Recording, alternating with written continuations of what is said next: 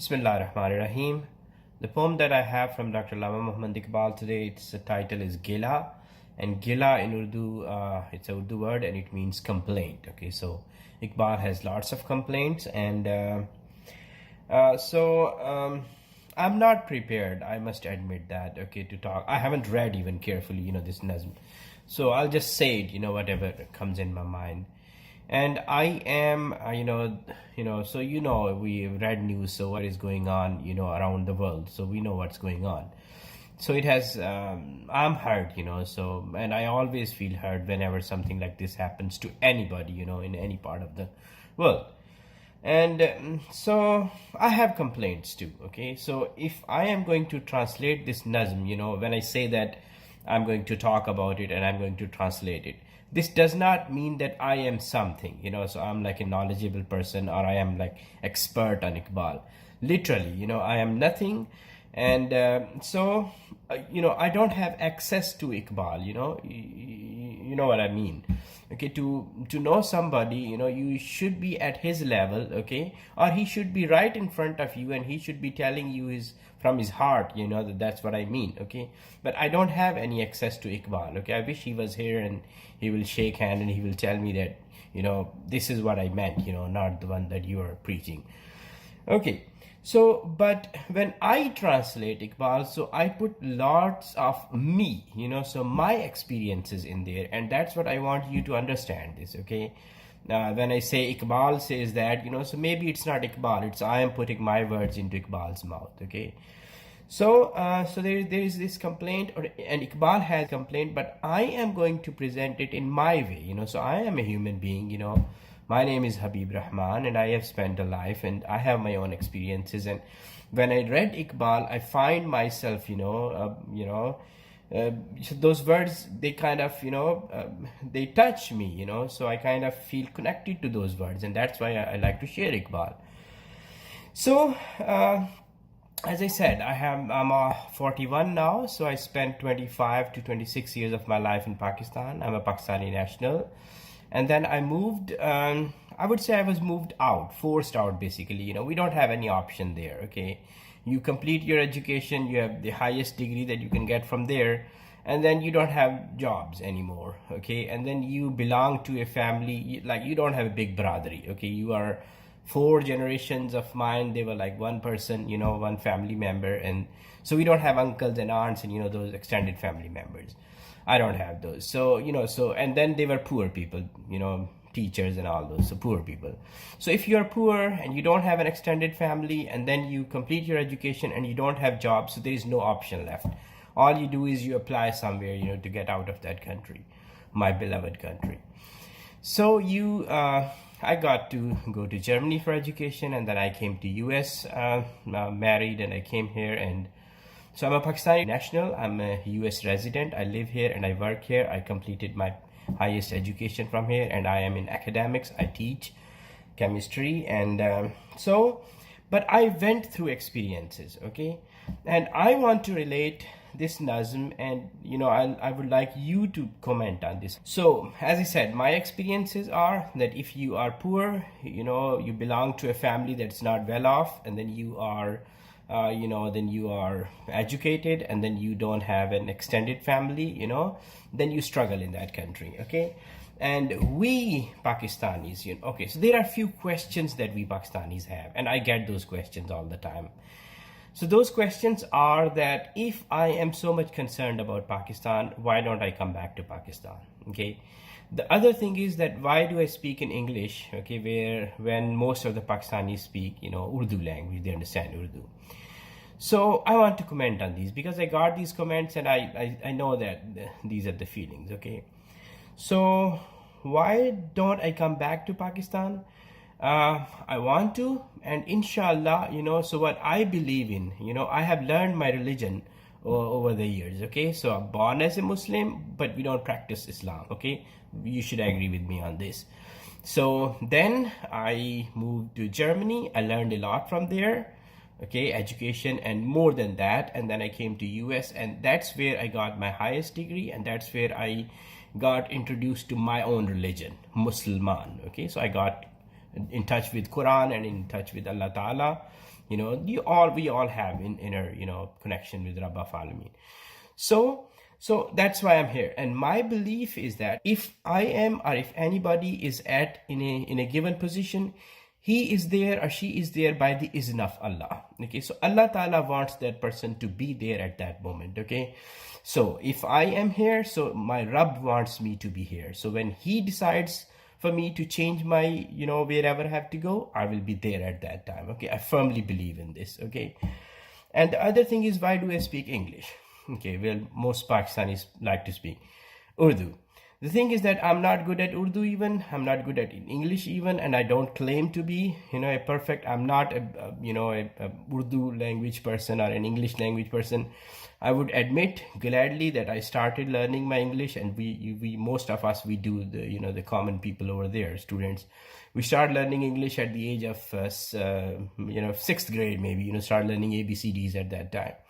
And then till 10th grade, we do that, just alphabets and few, poems, writing letters, applications for, and then sick leaves or something like that.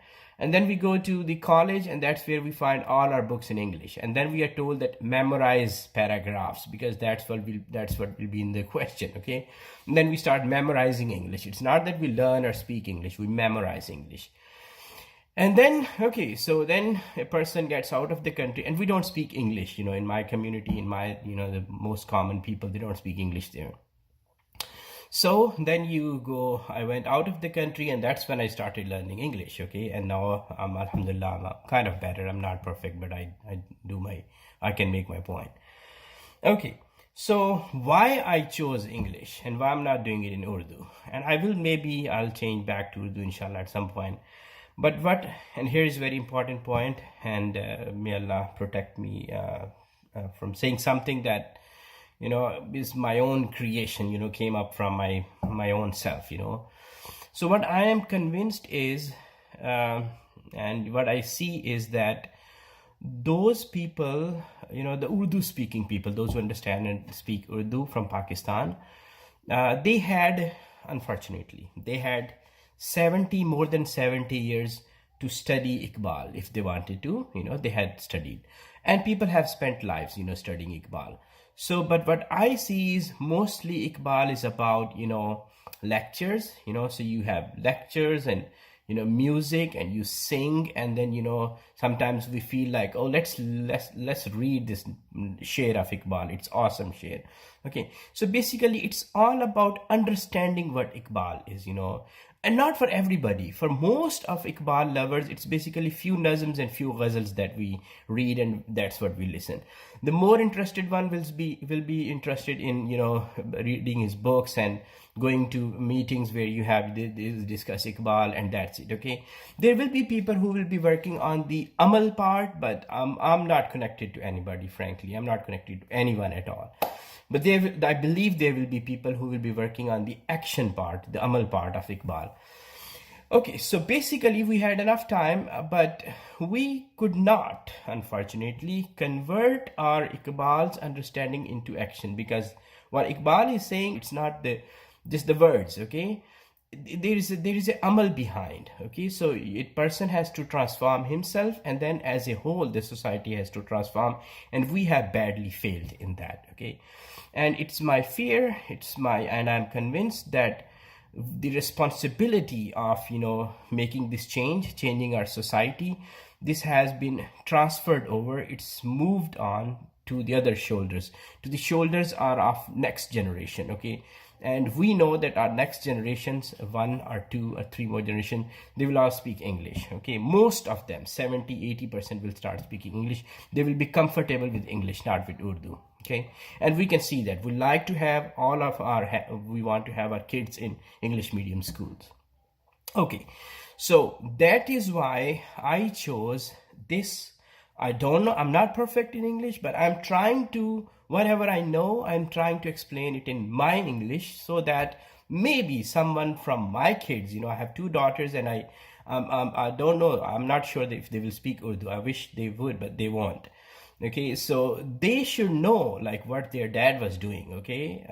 What he liked and what he liked to talk about. And that's how I would like other kids, from our country, okay, that they understand, what's the purpose of Iqbal or overall for the religion, okay. Religion is not nare, okay. It's not blind following of anyone, okay. So I have complaints and I can talk about complaints, but let's come back to the Nazm. It's again complaint, Gila.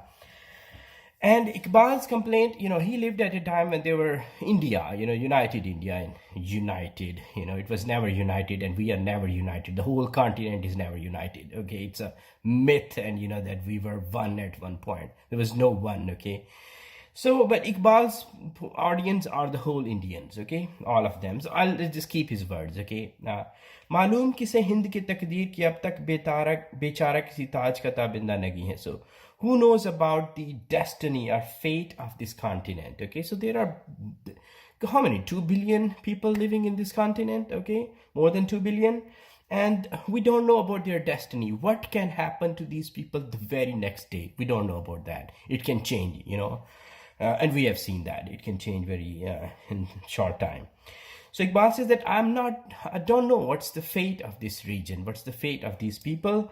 It's like, he compares it with, there's a crown, and that crown has a jewel on it, and that jewel is this region, okay? So there is a crown, there is a jewel, and the jewel is Indian region, and then this crown is somehow stolen. So with that crown goes the jewel as well, okay? So we don't know where is that jewel, okay? What's the destiny of that jewel? What's the fate of that jewel? Dehqan hai kisi qabar ka ugla huwa Murda, Bosida Kafan jiska abhi Zair-e-Zameen hai. And now Iqbal will point to the real issues. Whatever comes out of the mouth of politicians from those countries, it's not true, okay? The real issues are here, what Iqbal tells us, okay? And we all, those of us who have some understanding and some heart left in us, we know what those real issues are. So those real issues are that if you combine Indian and Pakistani population and the poverty level, the poor people in those countries. So poor people, so look who defines poverty, okay? So there is a limit, okay? So those who live, those can make like $1 or I don't know, $2 maybe. So they live on less than those $2, or I don't know the exact number, but so they are poor. They are classified as poor. So look how these intellectuals can change numbers. You go from $2 to $2.5, and then there will be huge population into poverty. Okay, so and then who the others one that make more than like $3 or $4 a day, so working class, majority out of 2 billion human beings, majority of them are just grinded, they are being grinded every single day in poverty and in maintaining their, whatever, a little bit of life, we have given them, so they are trying to maintain it, the image of that, and that's what they're grinded in, okay? And then there is this elite, okay? And they are all respected. They are the ones that are respected in religion, in society, in this hierarchy that we have, caste system. So they are blessed all the time, and they just do whatever they want, okay? So they are chosen ones in a way. And so now Iqbal will point to that. Dehqan hai kisi qabar ka ugla huwa Murda, Bosida Kafan jiska abhi Zair-e-Zameen. So he says that look at any farmer. Go to any Punjab region and look at the farmer, okay? This farmer, and then you go to a grave, okay? Dig a person, or look at the person that's the dead body that's being put in grave. So that dead body will have a cover. We call it kafan, the cloth that you wrap that bird bodied in and buried there. So that kafan, that kafan is newer, okay? Rest, this living being, the farmer, it looks like exactly that same dead body, with the difference that it has even a dirtier, cover on him, okay? Dirtier clothes. So that's how these people are. Majority of us are in those countries. Jaan bhi Girwi-e-Ghair, Badan bhi Girwi-e-Ghair. Afsos ke Baqi na Makan hai na Makeen hai. We are taught false religion. Whatever society teaches us, and whatever those fanatics teach us, those who had their duty was to teach religion, they are not guided people. They have not studied religion themselves, okay? Those who think that there are inferior beings and superior beings, and they don't do anything about it, and rather they preach that, okay? they are not rightly guided people. They are not religious people, okay? And same is true with others, okay? Those who think that, you know, their religion, their culture, whatever they have is the best one, and then there are inferior ones over there, and you can do whatever you want to them. So these are not rightly guided people, okay? And unfortunately, we have learned religion from these people, and then whatever everybody teaches us, that's our religion. So in a way, we have our soul that we have given to these people, because religion, you know, shapes our soul. And then we have our bodies, and those bodies we have given to this work that we have to do all the time, okay, for others basically.